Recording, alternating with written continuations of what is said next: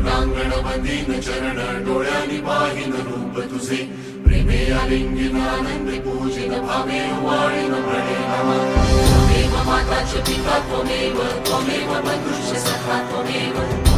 विद्या द्रविणं त्वमेव सर्वं मम देव कायेन वाचा मनसेन्द्रियेण